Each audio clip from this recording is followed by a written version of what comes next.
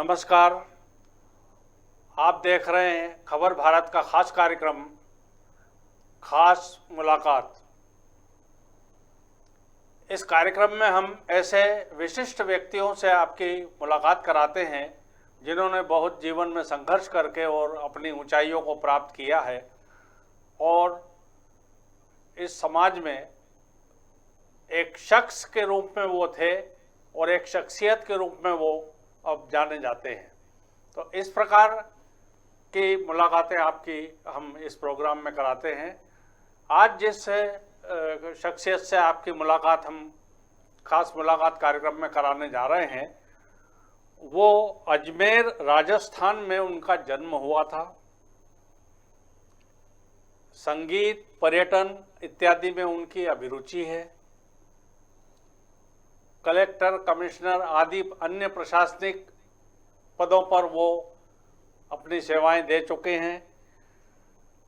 विदेश यात्राएं भी उन्होंने की है, अमेरिका, स्विट्जरलैंड, ऑस्ट्रेलिया, इटली आदि अनेक देशों की, और विभिन्न सामाजिक संगठनों में उनका अलग अलग प्रकार का योगदान रहा है। अभी भी वो एक सामाजिक और राजनीतिक संगठन से जुड़ी हुई हैं। और ख़ास बात यह है कि वो एक कवयित्री हैं। उनके दो कविता संग्रह प्रकाशित हुए हैं, उबलते रक्त का ठंडा उतार और पता है नहीं भी। तो आइए आपकी मुलाकात कराते हैं डॉक्टर वीणा घाणेकर, पूर्व आईएएस से। वीणा घाणेकर जी, आपका बहुत बहुत स्वागत है इस चैनल में। और आपकी मुलाकात दर्शकों से हम करा रहे हैं। तो दर्शकों से मुलाकात में दर्शक आपसे ये जानना चाहते हैं कि आपने अपने जीवन की शुरुआत किस प्रकार से, कहाँ से की और किस प्रकार से ऊंचे प्रशासनिक पदों पर आप पहुंची, कितना संघर्ष किया आपने जीवन में। जी, थोड़ा बताएं हमारे दर्शकों जी। मैं बेसिकली मध्यम वर्गीय परिवार से आती हूँ। मेरे माता पिता दोनों टीचर थे, बाद में प्रिंसिपल हुए हैं। उसके बाद जब मैं 20 वर्ष की थी, शुरू से ही मेरी अभिरुचि प्रशासनिक सेवाओं में रही है। तो 20 वर्ष में मेरा विवाह हो गया और विवाह के बाद 21 वर्ष में मेरा पहला पुत्र जन्म हुआ। पुत्र का जन्म हुआ अमोल का। उस समय मैं अपने पति से कहती रही, इंदौर में आ गई थी, राजस्थान से हटके, ससुराल हमारा इंदौर में था। तो उनसे कहती रही पीएससी की परीक्षा के लिए जब भी फॉर्म आएगा तो मुझे भेजना, मैं भर के भेजूंगी। तो जब मेरा पुत्र हुआ और जब मैं इंदौर वापस आई, 21 साल की थी, तब हमारे पति ने कहा, अरे मैं तो भूल गया फॉर्म भरना। तो पुत्र रत्न प्राप्ति का इतना आनंद नहीं हुआ जितना पीएससी में 1 वर्ष खोने का हुआ। तो एनीवे 1978 में मैंने फिर परीक्षा दी और प्रथम प्रयास में मैं सफल रही, डिप्टी कलेक्टर बनी।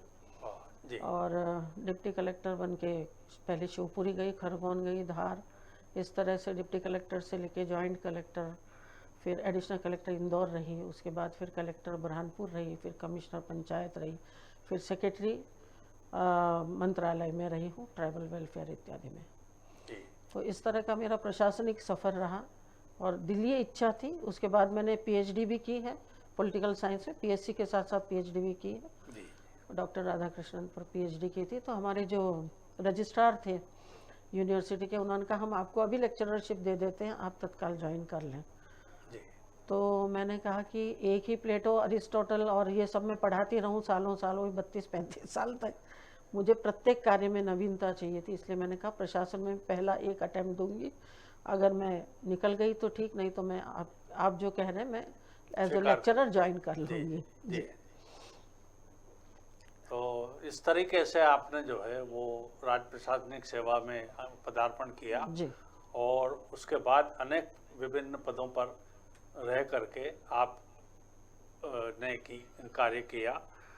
आपके कार्यकाल में आपको सबसे अच्छा स्थान और सबसे अच्छी जिसको कहना चाहिए सेवा का अवसर आपको किस क्षेत्र में और कहाँ पर, किस जगह पर आपको हुआ, कुछ दर्शकों को हमारे बताएं। जी जी। सबसे अच्छा मुझे जो जॉब सेटिस्फेक्शन मिला वो मैं PODRD है ना, project officer, district rural development agency. ये सारे कार्य, इनकी जितनी भी योजनाएं, ये सारी गरीबों के लिए है।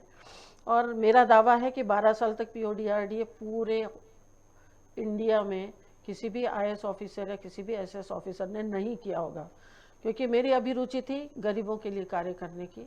तो NGO की तरह मैंने काम किया, जहाँ मेरे पूर्व अधिकारी ने 35 कुएँ बनाए गरीबों के लिए, गरीब किसानों के लिए, लघु और सीमांत कृषकों के लिए।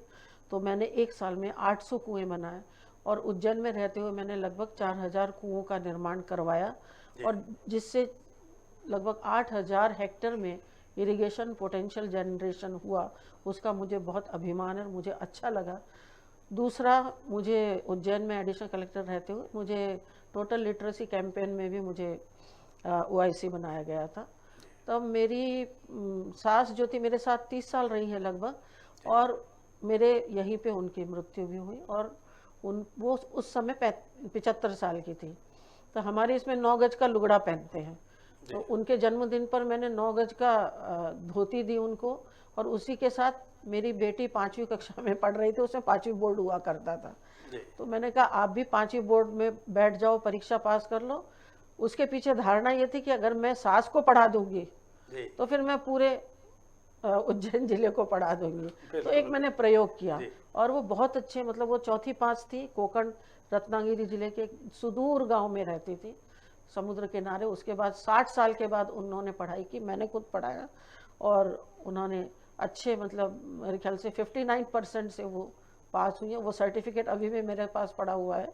तो मुझे लगता है कि एक उपलब्धि रही है। फील्ड में तो हम काम करते रहते हैं, घर से शुरुआत की जाए। बिल्कुल, यानी आपने जी अद्भुत कार्य किया, जिसकी प्रशंसा की जानी चाहिए कि अपनी सास को आपने पढ़ाया और उनको परीक्षा पास करी, और उनको मोटिवेट किया कि आप परीक्षा दीजिए और पढ़ाई करिए।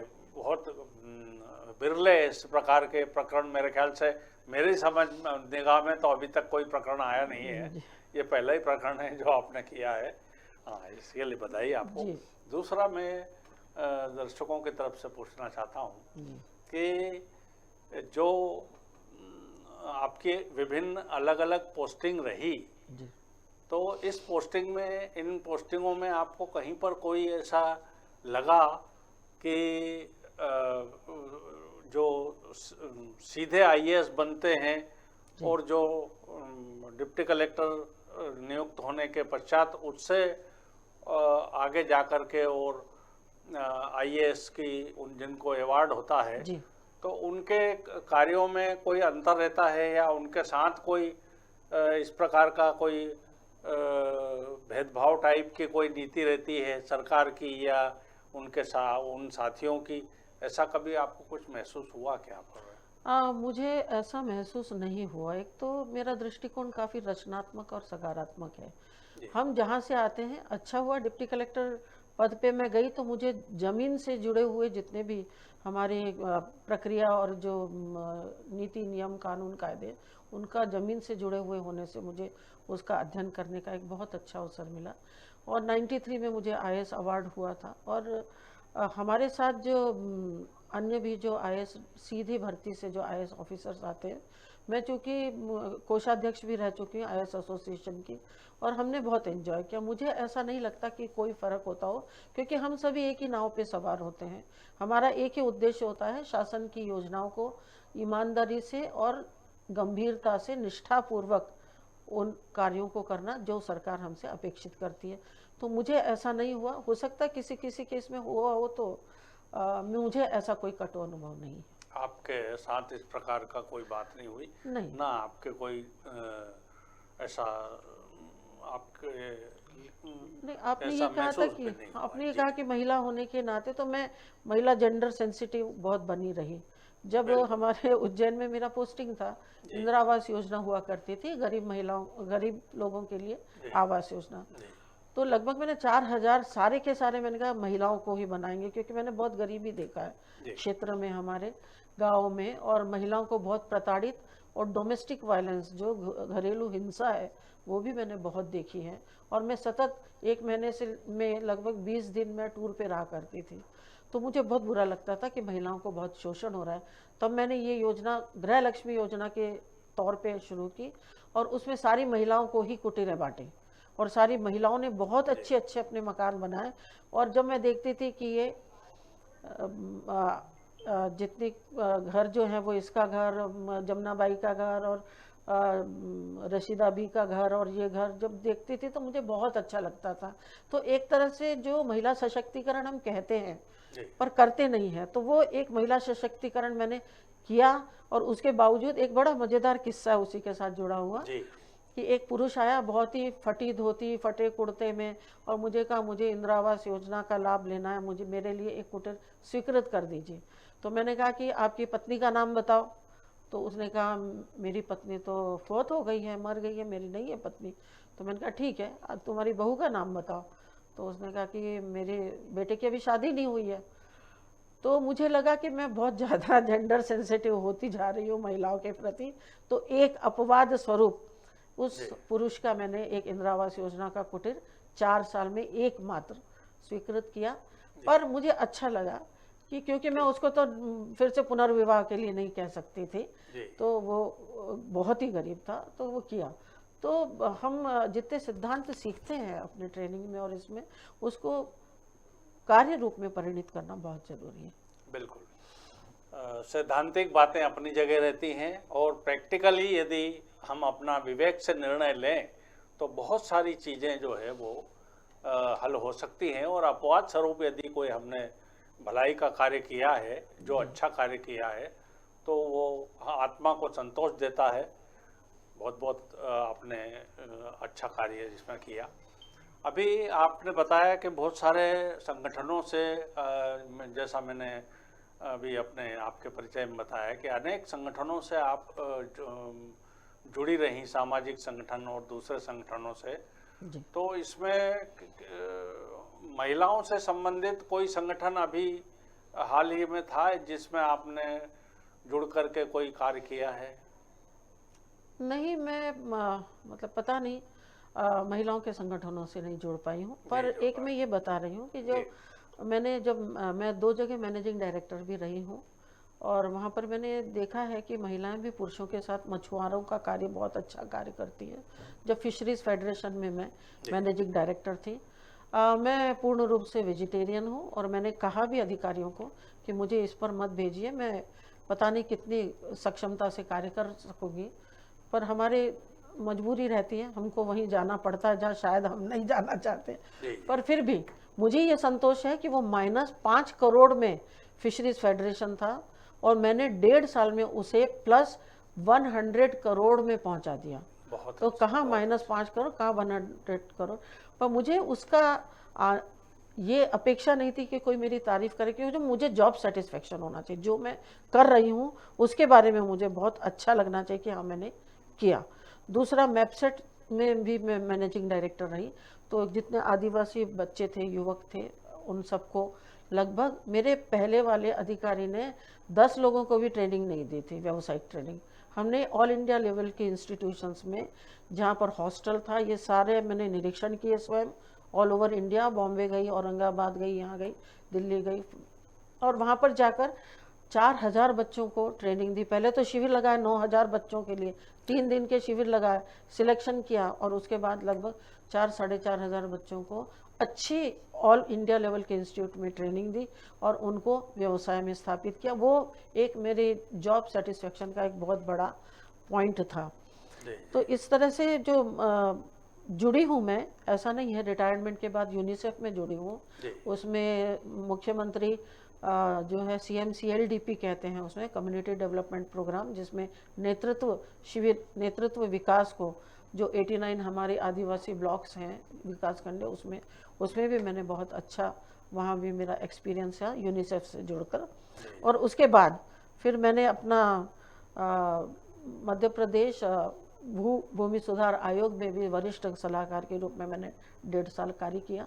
परंतु ये सारे अनुभव से राजेंद्र जी मुझे संतोष नहीं हुआ। ऐसा लगा कि कुछ और कार्य करना चाहिए, क्योंकि हम जब अपने 3 साल और कर लिया रिटायरमेंट के बाद, उसे लगा अब वानप्रस्थाश्रम के मोड़ में जाना चाहिए और हमारी जो बची हुई एनर्जी है उसको देश और समाज को एक दिशा देने के लिए लगाना चाहिए। तो मैंने नौकरी छोड़ी 80,000 की और मैंने कहा कि एक कौन सी संस्था थी, एक सपाक संस्था थी, सामाजिक संस्था, उसमें मैंने ज्वाइन किया। फिर राजनीतिक पार्टी भी बनी और उसके कुल 3 सिद्धांत थे, 4 सिद्धांत थे मुख्य मुख्य। एक तो देश की एकता और अखंडता में अटूट विश्वास। आज हो क्या रहा है, आरक्षण के कारण हमारे देश का जो एक सामाजिक ताना बाना है, एक जो सद्भावना और सौहार्दपूर्ण वातावरण का जो ताना बाना है, वो छिन्न भिन्न हो रहा है। आज कोई ये नहीं कहता कि गर्व से मैं भारतीय हूँ, मैं हिंदुस्तानी हूँ। आज क्या कहते हैं, मैं एससी हूँ, एसटी हूँ, पटेल हूँ, जाट हूँ, मराठा हूँ, गुर्जर हूँ। तो ये भारतीय राजनीति ने तोड़ने का काम किया है, ऐसा मुझे प्रतीत हुआ। और ये कहीं ना कहीं जो संघर्ष, वर्ग संघर्ष की जो स्थिति निर्मित हुई है, तो उसको कहीं ना कहीं ब्रेक लगना चाहिए। तो जो आरक्षण दिया जाए वो आर्थिक आधार पर दिया जाए। गरीबी की कोई जाति नहीं होती है, वो किसी भी जाति, किसी भी धर्म में हो सकता है। तो उनको आरक्षण दिया जाए जिनको वास्तव में आवश्यकता है। दूसरा सिद्धांत है एट्रोसिटी एक्ट, जो हमारा जो कानून बना हुआ है 1989 से, उसमें कई सामान्य जाति और पिछड़ी जाति के लोग 40,000 तो इम्प्रिजनमेंट में है, ये गवर्नमेंट ऑफ इंडिया के आंकड़े हैं, और उसकी सक्सेस रेट है केवल 9%। तो 9% और जो 91% लोग जो जेलों में सड़ रहे हैं बिना कुछ किए, बिना गैर जमानती बना दिया। तो ऐसे जातीय कानून जिससे एजेंट पैदा हो जाए, दलाल पैदा हो जाए समाज में और अन्यथा शोषण का एक जरिया बन जाए, तो उसको, ऐसे जातीय कानूनों को नहीं रहना चाहिए। हम हो गए, हम कौन सी सदी में रह रहे हैं, किस सदी में जी रहे हैं। को 1947 भी नहीं कि पुराना भी नहीं, ये नया भारत है।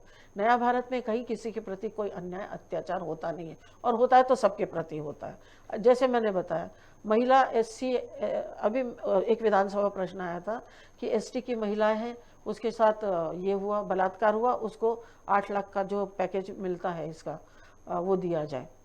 तो उसके बाद जो उत्तर आया वो कहा कि नहीं, एससी ने, एसटी ने, मतलब आदिवासी ने आदिवासी महिला का बलात्कार किया, इसलिए इसको नहीं दिया जा सकता। कितनी विसंगति है, कितनी विडंबना है। महिला की प्रतिष्ठा, उसका गौरव, उसका आत्मसम्मान, उसकी शोषण की पीड़ा और दर्द को दरकिनार कर दिया। और हम जातिवाद में घुस गए कि क्योंकि इसने इससे किया इसलिए इसको कोई कंपेंसेशन या मुआवजा नहीं मिलेगा। तो ये बड़े ऐसे दर्दनाक कुछ कानून ऐसे बने हुए, उसको किसी न किसी हालत में ख़त्म होना चाहिए।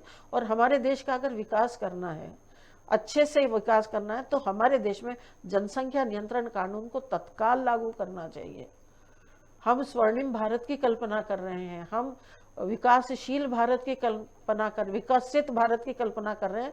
तो विकासशील से विकसित भारत तब बनेगा जब हमारी जनसंख्या नियंत्रित होगी, हम एक्सपोर्ट ज़्यादा कर पाएंगे, इंपोर्ट कम कर पाएंगे। हमारे बच्चों को हमारे देश में पढ़ाई के लिए जो अभी जो योग्यता और पात्रता का उपहास और नुकसान हो रहा है, हमारे सारे अच्छे घर के बच्चे पढ़ लिख कर अमेरिका जा रहे हैं, विदेशों में जा रहे हैं, दुबई जा रहे हैं, यूरोप में जा रहे हैं। क्यों जा रहे हैं?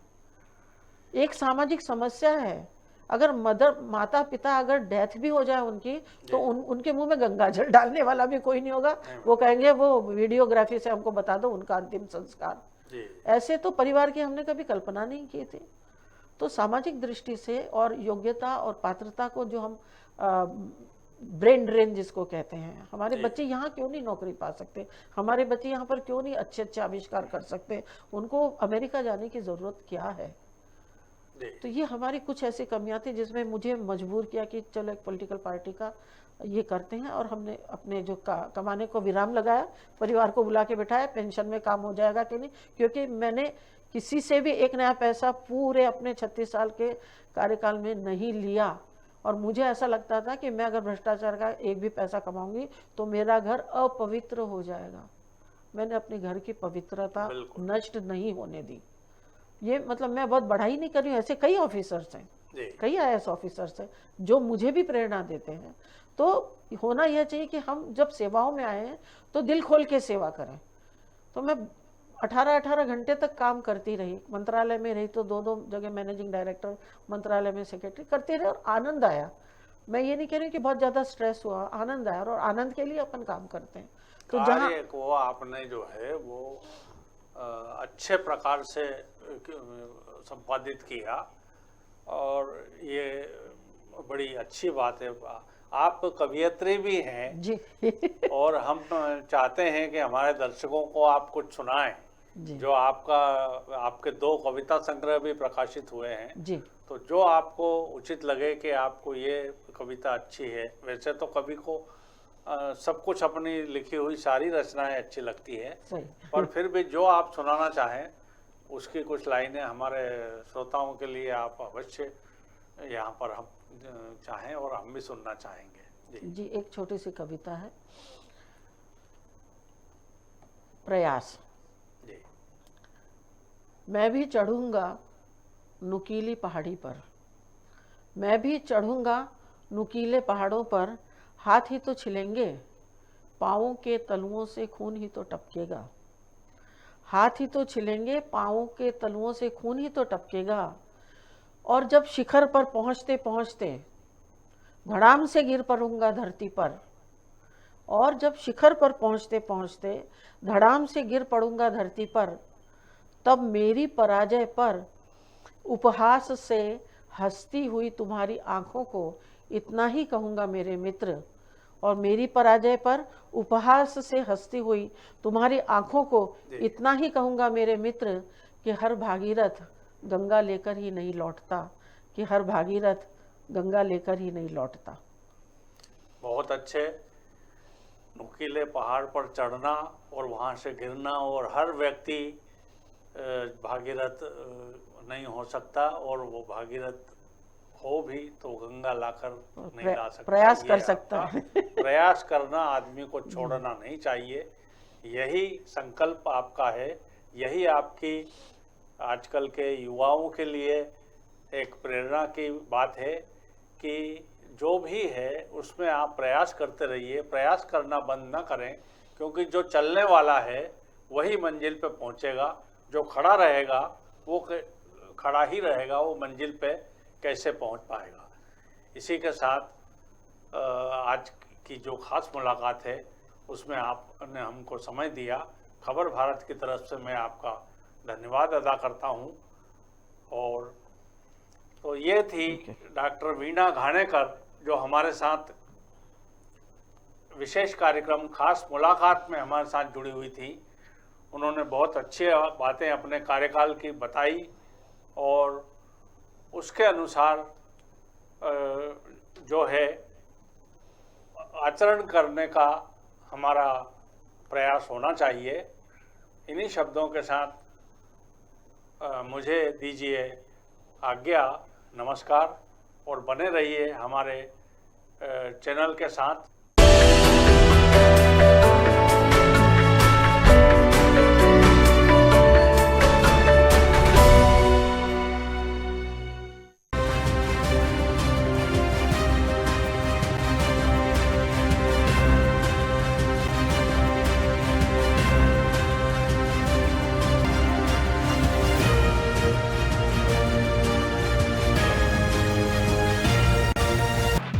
Gajanan steel alloy ventures private limited Bhopal के साथ साथ संपूर्ण भारत में सभी ब्रांड के थोक एवं फुटकर विक्रेता।